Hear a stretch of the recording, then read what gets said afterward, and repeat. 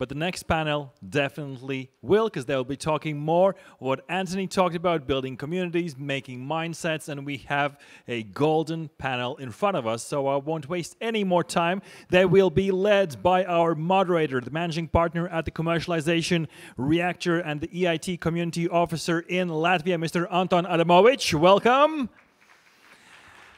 He will be joined by the Vice Director for Innovations at Riga Technical University and the member of Latvia's State Competitiveness Council with 20 years of experience in building ecosystems, Ms. Liene Briede. Liene, welcome.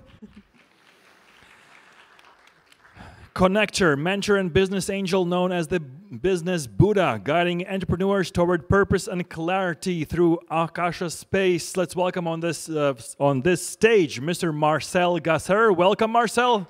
Happy to see you again at Deep Tech Atelier.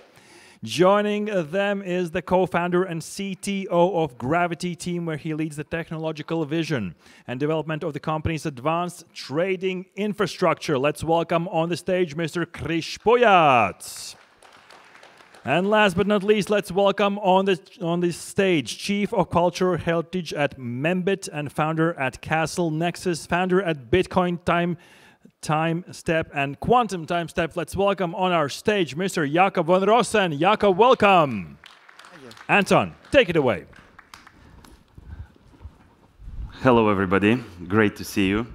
And great to see such a beautiful panel today with us, where I took liberty to gather some very remarkable people from the ecosystem, and not just local ecosystem, but from global ecosystem.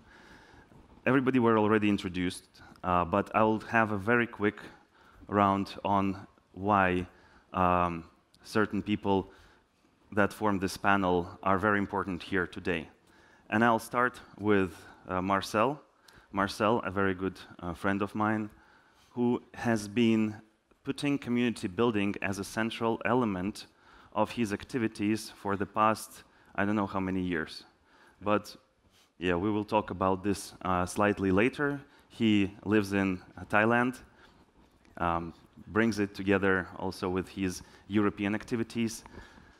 Marcel, welcome. Liene Briede. I think everybody here knows Liene. Liene is one of the, probably Liene Briede, one of the most well-known people in the academic sector in Latvia. And being vice rector of Riga Technical University, she has been responsible and still is for community, for academic community, and how it works out and what society on impact it has. So Liene's opinion would be extremely valuable for everybody from academic sector and beyond.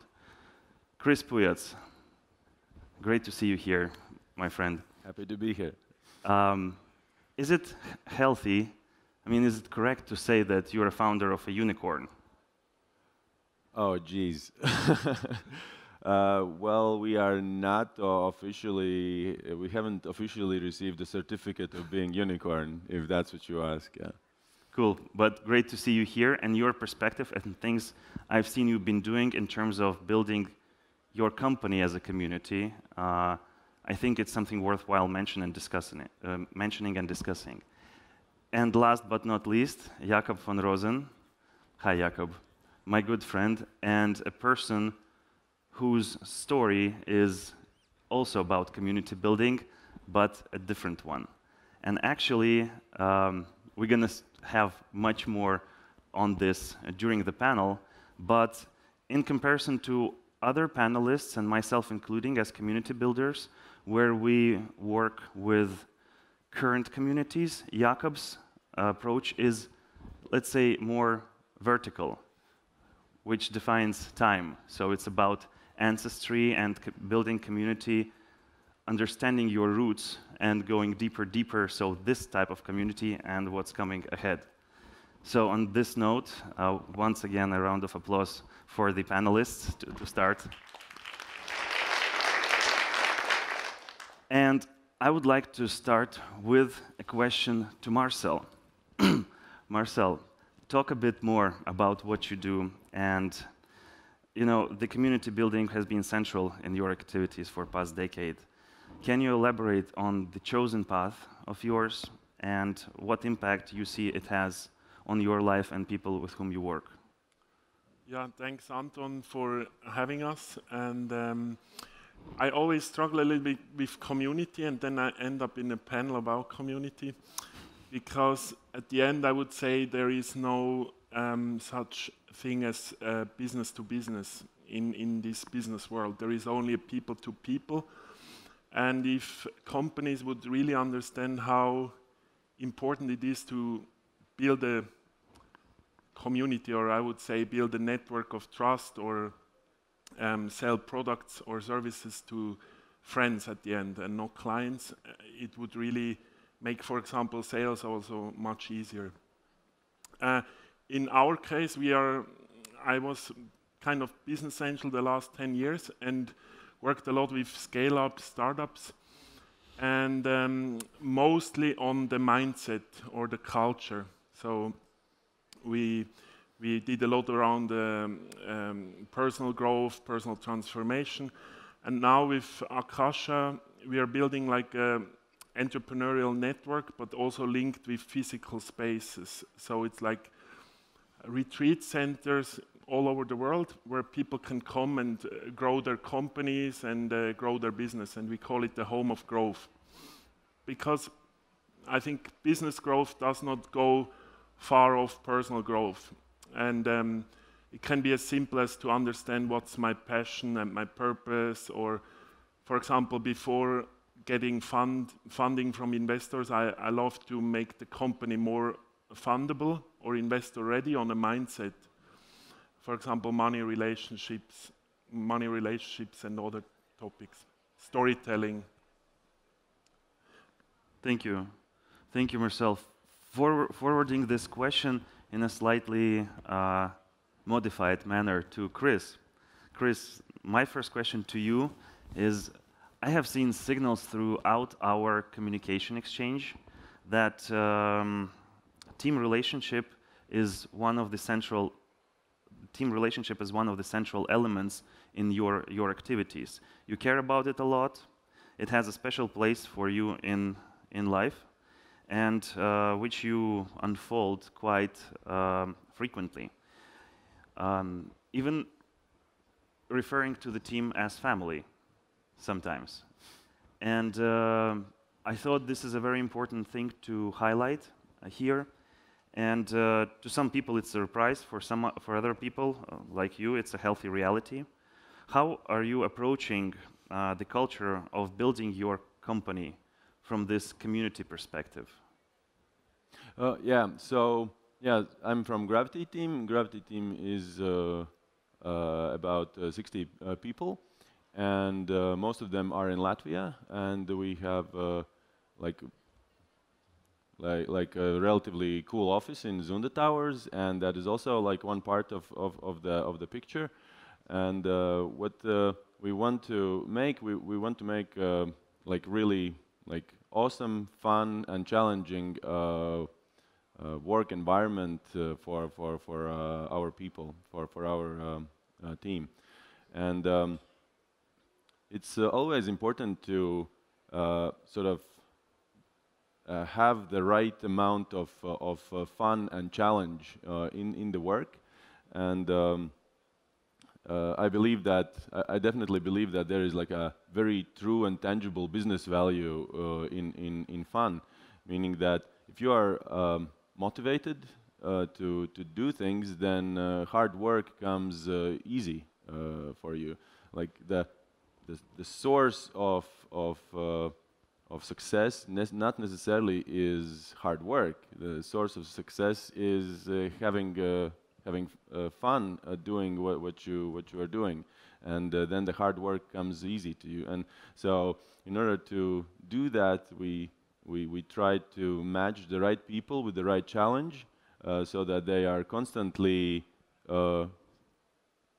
doing the things that they are slightly less qualified than they should, meaning that they are always at the right amount of challenge, and also so the tasks are interesting for them. And we constantly have like one-on-ones with our people, and we try to check whether we are succeeding in our people, whether we are succeeding in utilizing in the best possible way a certain employee. Like, is it fun for him? Does he think that he can do something else in a better way, so that we can make the working in Gravity team as challenging and interesting as possible? And that is very important for us, and that has actually helped us tremendously. Everyone is, we're trying to keep everyone excited, and yeah, I think that is the culture building or community building in our company. We have a lot of events together. Soon we are celebrating our birthday in Austria. Everybody goes there. Like, why not? Because yeah, this teamwork and like the family feeling is like super important. That there's literally business value there. So yes, I mentioned that I've seen signals, but I had a chance to on the New Year's Eve to enter the New Year Eve together with the Gravity team. Mm-hmm. It was a very interesting experience, and you just mentioned about Austria celebrating birthday, so of the company. So all those things matter for you. Quite unconventional to some extent, but for you and for success of your company, I think this plays a central, not essential, but a crucial role. So why did you choose for, let's say, how do you choose what type of community bonding, community building events you are making? How do you choose it? Okay, that wouldn't go directly under my jurisdiction. But you are there. Yeah, of You're course. present and you are hosting it. So Yeah.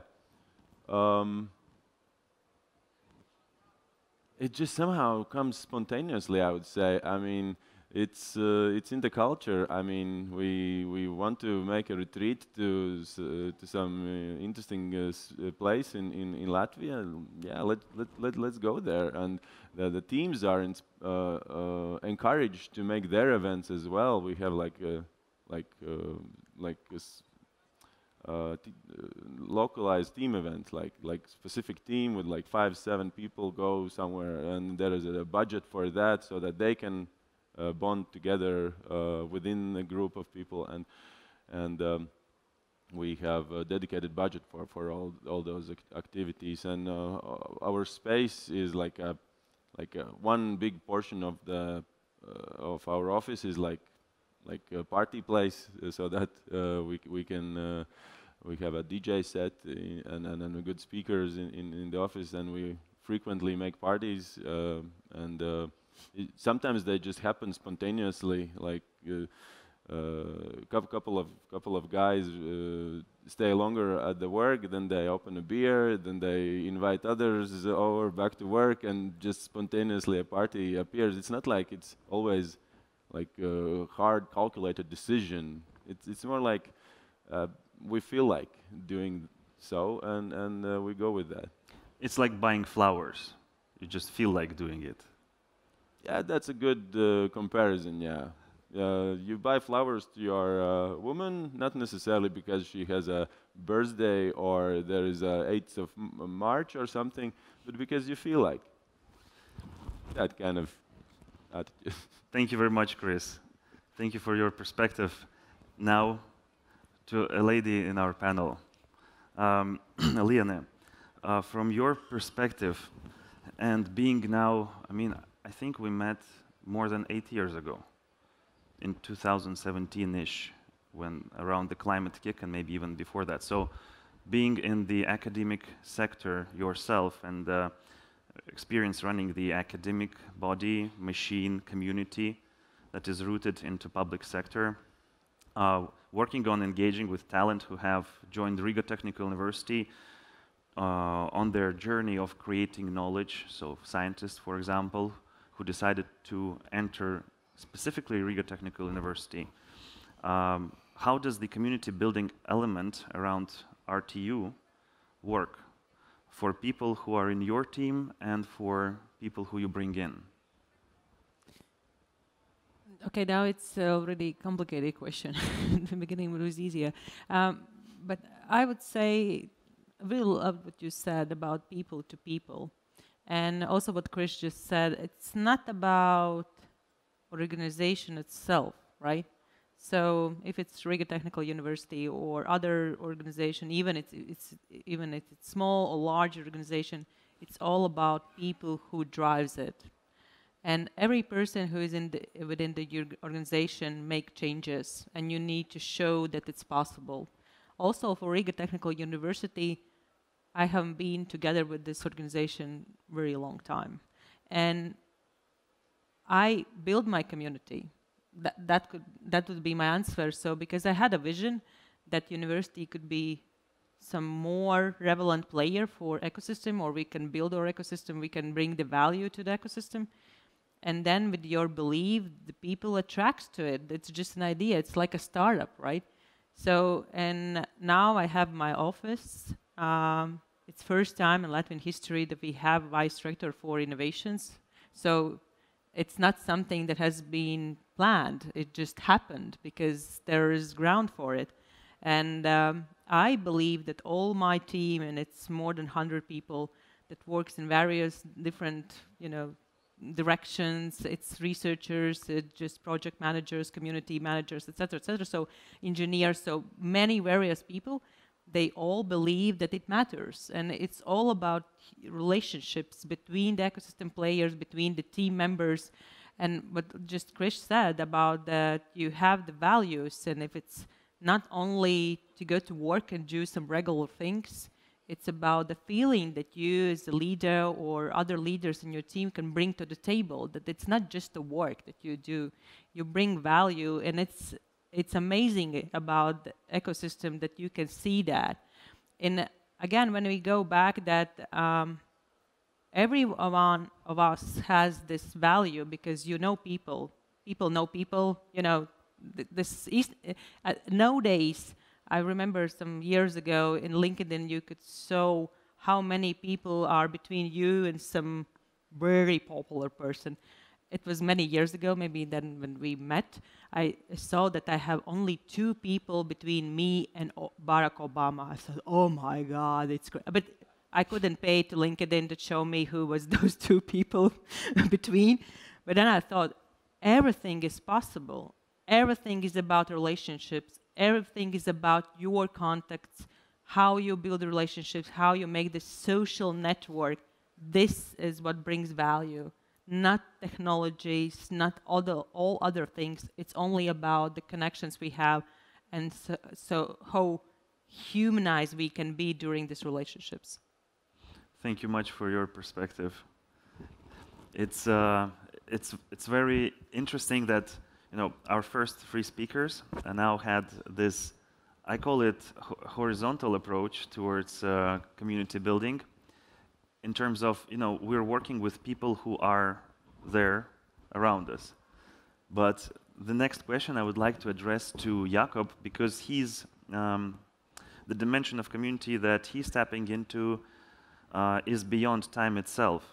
And how important it is to you, and bring up this story. I think it's pretty amazing. Yeah, sure. Thank you for having me. What type of community we're talking about? Because I'm currently talking riddles, Sure.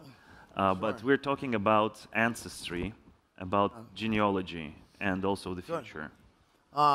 10 years ago, I started looking into family history research, and it led me to Riga. I come from the founding families of Riga, as well as the first Prince of Novgorod, and it had a really altering effect on my life. The main thing I wanted was to get my kids involved in family history, and was having a difficult time doing that with what is available. So I began digitization efforts thanks to my mentor, CL7. And he announced to me this morning that I'm allowed to mention our Vatican project. for digitization. And Can you be loud and clear about yeah, so the Vatican project is basically we are digitizing the historical artifacts at the Vatican. Some of them will be turned into NFTs and sold on Christie's marketplace to bring God to more people. And so our family's castle right here in Latvia will be the second site that they've selected to bring this digital exhibition. And our main goal is to get a hold of the archives to tell mankind's story as it is, and get more people in touch with their roots. Because if you don't know where you come from, you don't really know where to go. And this is a very common problem in my country. What I love about coming to the commercialization reactor floor, I get a lot of work done in Anton's office. And then Chris comes upstairs and invites us to his spaceship. It's like a spaceship. So he was being a little bit modest about his office. So, but yeah, no, we've been a really great community from around the world that has a passion for culture and heritage, because we all have a story. We all come from somewhere. And I didn't know these things prior to my journey. And in doing so, like wanting to get the kids interested, you know, coming from a solar background, I switched into tech because I have, you know, a great team behind me that kind of convinced me that this would be something that everybody would want to get involved with. And then we get into, you know, I always think of the historic books, but sovereignty, right? And the Pope is the ecclesiastic sovereign. Now, when we look at what we're building and the type of data that it will have, the data security and data sovereignty is very important. There's centralized systems, there's decentralized systems, and so that's where our Q Sentinel project comes in. And thank you, Ben and Orlando, for coming from Switzerland to be here. But it's the only quantum box in the market today, which they've had active for 10 years, which is quantum-proof encryption, right? And so we are building an alt chain. It'll be a quantum chain to store this type of information inside of human DNA, which is a synthetic DNA. 1 gram of DNA will store 215 petabytes of information. And building this type of foundation, it gives mankind, I mean, going to the future is great, but if we don't have a proper foundation, everything will collapse. And if you ever want to leave this planet, I know there's a lot of space people here, if you want to leave this planet, current microchips and storage devices will be corrupted after 50 years, especially in an irradiated environment such as space. And so DNA is a great opportunity. You know, when he mentioned DNA, I'm like, oh yeah, the God Code by Greg Braden, where they applied, you know, Hebrew, Arabic, and Hindu, and found that God is actually within the DNA. And so it's a very unique opportunity to blend tech in the past and have a good, proper direction forward. 10 years ago, it made a profound impact on your life, and it's rooted to the statistics about, you know, when you start digging into your roots, knowing your family reduces risk of depression by up to 70%. Yep. Can you tell how it transformed your life and why you are willing to bring your kids in this whole thing? How it transformed my life? Yeah, so I was making poor decisions, and I opened up this book that my grandfather gave me one day, and read the whole book. And I was like, oh my God, I'm shaming my family. That's it, I'm changing my life. Then I changed my life from that point forward. I've studied history, family genealogies. I've gone around the world. I went to multiple countries and personally searched the archives to prove that my second grandfather existed. He was arrested under the Great Purge of Stalin in 1936 and sent to the gulags to never be seen or heard from again. And they tried to erase him from the history book, so I couldn't actually proof the bloodline until 2023. It took years, but we found his student file in Kazan Russian, and now it meets the genealogical proof standard with confirmation from the Archduke of Austria, which is also the Prince of Tuscany, South Tyrolean Castle Institute, and multiple other confirmations. And all those efforts led to discoveries as well, that 25 generations ago, your grandpa built the Lielstraupe Castle. So 25 generations ago, my great-grandfather built Lielstraupe Castle in 1263. And we held it for the major part of 800 years. And in 1939, when the Baltic Germans were exiled, we lost the property. Thanks so much. It's a remarkable story. And I think that we can talk about, I mean, 40 minutes for the panel is really not enough to dig into all those things. So let's get back from the timeless things like ancestry and the past to back to today. And I would like to get back to Chris.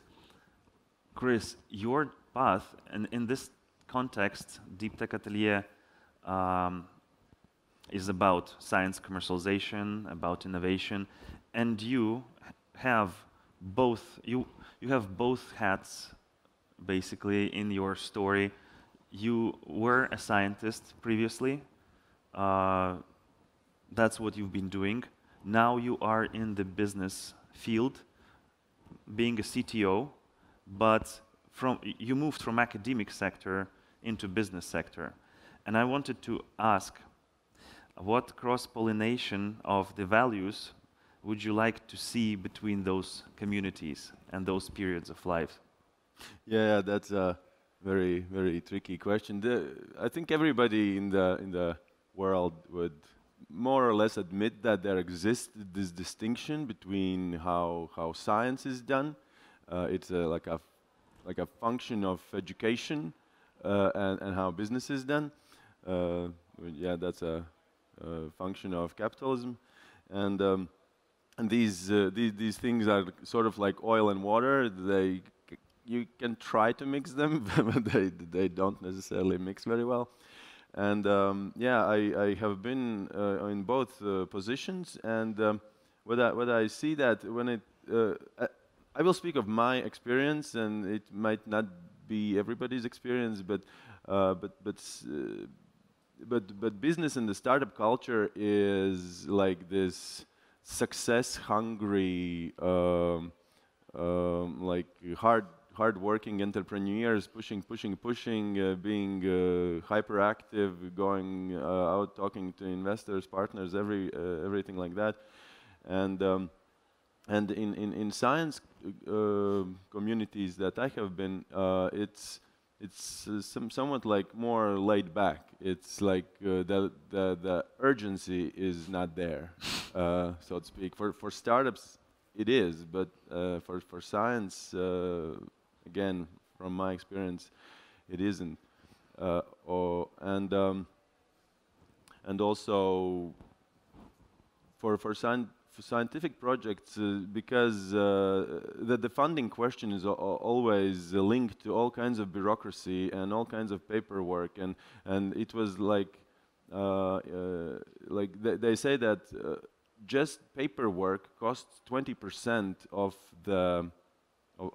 any grant or funding that you get. If you win a funding for like 300,000, then you can consider like 20% going just to do the papers and bureaucracy, and in startup world that is much less, and I think it would be important to find a way to somehow limit the bureaucracy that scientists are exposed to, and that they can more concentrate on inventing and discovery and lessen that paperwork. So that would be like a good blend. And on the opposite side, what business could learn from science, I think in the project that I have taken part, the science is like always a piece of something bigger whole. Like for example, in astronomy sector, there is like a relatively remote observatory here in Latvia, but in a bigger picture of world's astronomical effort, this observatory is dedicated to researching one specific type of stars, and everybody in the world knows that any output regarding these type of stars are coming from this Latvian observatory. So this partnership is much more advanced, I think, in science sector, and in business it's more like competition and everybody for himself kind of feeling. And finally, yeah, the joining of the oil and water. I think events like these, where scientists and or science and business meet, are a must. I mean, where yeah, I think you're doing a great job, supporting and building this Deep Tech Atelier. I think those events should happen more, because this is where the oil and water meet. Thanks a lot, Chris. Speaking on the oil and water subject, but from the scientific perspective and academic, Liane, next question is to you. Where do you see Riga Technical University? Where does Riga Technical University sees itself, basically, but more your personal vision on this, in terms of aim and impact on the society in Latvia, and how do you want people to see RTU in 3 years? 3 years. It could be 4 or 5. Okay. 2. Regarding the role, we have wrote in our own strategy, we see ourselves as at least deep tech innovation ecosystem center in the Baltics, and we really believe in that. Why? Because first of all, I believe this boiling that was just mentioned already happening, and it's happening for a while. And also, a university is really amazing place. So first of all, we have students, and not just one student, but there are some thousands of students, and it's amazing power, amazing research. There is researchers, so that you have a deep knowledge, and it's the key. And from these deep knowledge, you can take some part to make a business out of it. So it's also quite important. Secondly, university can't work without industry. So we work with industry. We work with industry a lot, and also we are working with politics, with ministries, so with agencies, etc. It's also part of our daily routine. So there's no stakeholder that we don't work with or that not important in our agenda. So I believe we have everything to gain this goal. To answer your question about where I see Riga Technical University after 3 years, 3 years is not much, but still, I believe that regarding the legislation that we are now going through in national level, we really believe that spin-offs will become legal. Legalized spin-offs. Legal spin-offs. So, and it's really will change the way how university works with this commercialization perspective. Because at the moment, okay, we'll now go deeper because it's only 5 minutes left, but it's not so easy, or it's impossible at all to make it really legal and formal. But now we see that we are changing, and also legislation is changing, and spin-offs will become a part of our strategy with the numbers, hopefully with the unicorns, with the total clear message that university become also as an investor. So I believe after 3 years we will see that. Thank you for your perspective, and all the best in this journey, because it's quite a new one in this perspective. I think not only from Riga Technical University, but the whole Europe, to figure it out how to, the most effective way how to do it. So, but I would like to continue with Marcel. What do you think would be some ambitious ideas, visions you'd like to see in the society in terms of community development and societal development? Yeah, it's. I would rephrase the question. What would I feel like? Because then I can speak from my heart. Because I was last week on a conference, and there was a brilliant statement that we are going from a society of survival of the fastest, or survival of the fittest, into a kind of survival of the kindest environment. And that's my wish, because I believe we have reached the peak of globalization, in my opinion, And as we kind of concluded also, it's really about people more in the future, because even with AI, maybe it's already happening, transactions are done by the people representing organizations. So, and to the question how it shapes our society or the mindset of the people or innovators' mindset, I would say we are also going into an environment where it's more real. I love the example of Chris that these retreats are happening naturally, or team building, because everything naturally is sustainable. And it cannot be a code of conduct or another shareholder value or a concept paper. It has to be real. So with maybe all the social media and fakeness out there, people want to be really more real.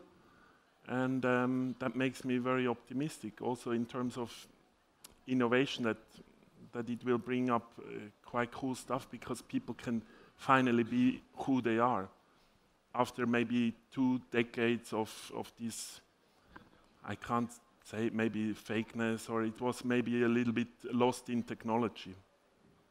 Thanks a lot, Marcel, for speaking from your heart on this matter. And in the last couple of minutes that we have, I would like to address this question, but in a 1-minute format answer to Chris, Jakob, and Liane. What would be some ambitious ideas, visions you'd like to see in the society in this regard? Chris. I liked one of the elements that Liane already mentioned about collaboration, and we see that in Gravity team as a piece of the fintech industry has a dialogue with the ministries of economics and finance, and I think any sector should consider that it is their duty, their job to be active in communication with the public sector and with the other partners, and it's your responsibility to push forward your subject, your industry, your trajectory, and try to not just be on the receiver end, but also on idea creation and the force that generates traction in the national scale, and collaborate with others, and do more. Not just in your laboratory, but speak to partners and move forward. Thanks, Chris. Jakob and Liane, quick ones from you. I think as we come to a close on the age of science and discovery, that we're entering an age of mastery, especially with quantum computing coming online, AI, and all these wonderful technologies. And I think it's important to embrace these new technologies and make them decentralized, of course. Thanks a lot. Liane? So 2 parts. Be as Chris. So he said the right words. So take responsibility about your field and go and talk and do the things beyond your responsibility. And second thing, I believe that in the future there will be even more and more place for new way of social innovations, because most of the time we think that social innovation is these strange people who go around, they don't have money, they don't have nothing, but they do some good. I believe there's new wave of social innovations, and it's about how your business or your innovation do good. And it should be there in your agenda, even you work with crypto or you work with some other space technologies, etc. It could be also a social innovation, so think about it. Through this, you can bring a new value to society. Thanks so much, Liane. Thank you, everybody, for sharing your thoughts, wealth of experience and wisdom to the audience. I think there's a lot of food for thought. Thank you. Yep. Thank you to the amazing panel and to Anton for moderating this fascinating talk. And be sure to meet them during the coffee break, and afterwards they are here to see you as well. Thank you very much for this panel. Round of applause.